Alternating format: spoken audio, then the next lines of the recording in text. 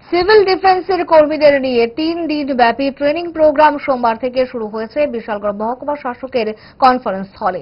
মহকুমা শাসক রাকেশ চক্রবর্তী জানান, এদের পরবর্তী পর্বে আবারও 80 জনকে ট্রেনিং দেওয়া হবে।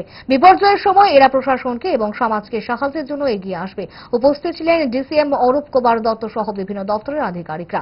গত বছরের বর্ষা এবং এই বছর বর্ষার শুরুতেই যেভাবে বিপর্যয় দেখা দিয়েছে তাতে ব্যাপক ক্ষতিগ্রস্ত হয়েছে বিভিন্ন জনপদ এবং কৃষি ক্ষেত্র। এই সময় সিভিল ডিফেন্সের কর্মীরাই তাদের উদ্ধারে এগিয়ে আসে, এজন্যই তাদের প্রশিক্ষণ দিয়ে প্রস্তুত রাখা হয়।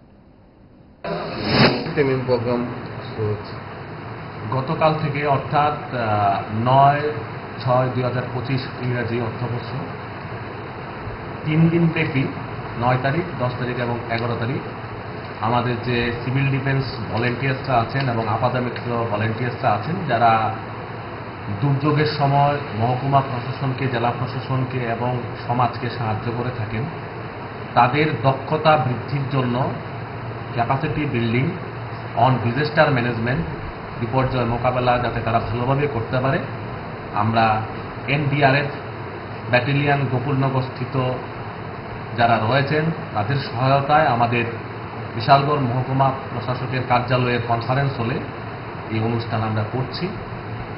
এতে আজকে 10 তারিখে আমরা ইনভাইট করেছি ফায়ার সার্ভিসের অফিসিয়ালদেরকেও, তারাও যাতে বিভিন্ন ধরনের যে পদ্ধতি রয়েছে, বিশেষ করে সিপিআর টেকনিক, তারা যাতে ভালোভাবে সেটা শিখে নিতে পারে হাতে কলমে, সেজন্য তাদেরকেও আমন্ত্রণ করা হয়েছে।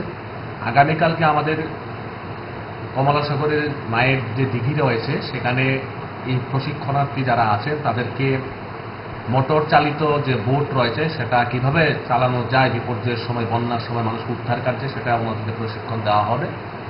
3 দিনের পর আবারও আমরা প্রশিক্ষণ পর্ব শুরু করব, যেখানে প্রায় 80 জনের প্রশিক্ষণ করা হবে।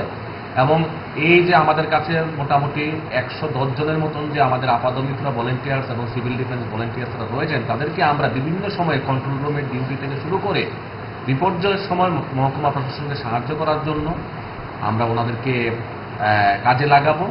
এবং আমার আশা যে এভাবে দক্ষতা অর্জনের মাধ্যমে আমরা বিশালগড় মহকুমা প্রশাসনের অন্তর্গত বিভিন্ন এলাকায় আমরা বিপর্যয়কে আমরা মোকাবেলা করতে পারব।